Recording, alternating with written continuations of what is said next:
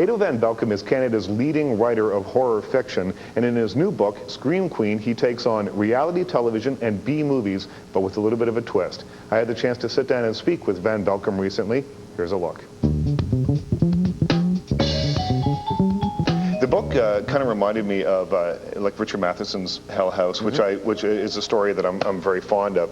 But this also has kind of the added element of a reality television show and some kind of interesting characters. And I just wanted to know about the genesis of the book.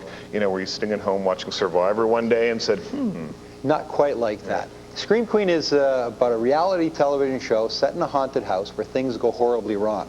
Now, you're right to mention other films in the horror genre. The one that occurred to me was House on Haunted Hill. Right. And we've all seen reality television shows where contestants go inside a haunted house. So there were elements of the book everywhere. The thing about Scream Queen is bringing them all together, taking the concept of House on Haunted Hill, adding the reality television show, adding the audition that the contestants have to go through. It's another element. Adding the voting for the part in the next Gowan Brothers feature film.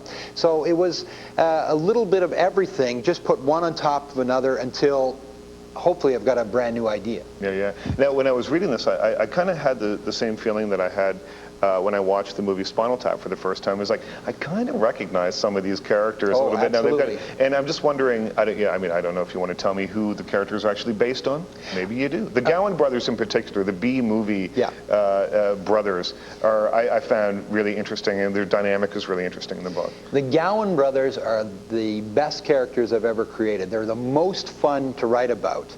They aren't based on anybody in particular, but their company is sort of based on Full Moon Entertainment. If you've ever seen some of their movies, you can imagine that these are the guys behind it. People have said, oh, they're the Coen brothers. Well, I'm not really too familiar with the Coen brothers, but I needed two brothers, one doing business, one doing creative stuff, and making bad movies, but with all the best intentions, you know, because oftentimes bad movies are made because of budget limitations or time or who knows what.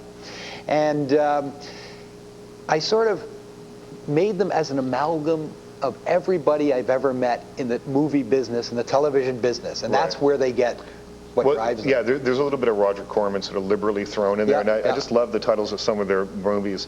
Attack of the Blood Freaks, Terror Dolls of Castle Pain, the Death Rites of the She-Demon. And there's one there sounds like they could be right out of Roger Corman's. And Revenge of the Maniac 2. Yeah. It's all about the sequel. Part of that, you know, that was so much fun just coming up with that stuff, and that was part of the fun in the book. Just come up with create this studio that makes schlock, and they love making schlock, and it was so much fun. I mean, I really had a lot of fun, and people who have read it have told me that part of the book is not so much the frights, but the fun, just reading it.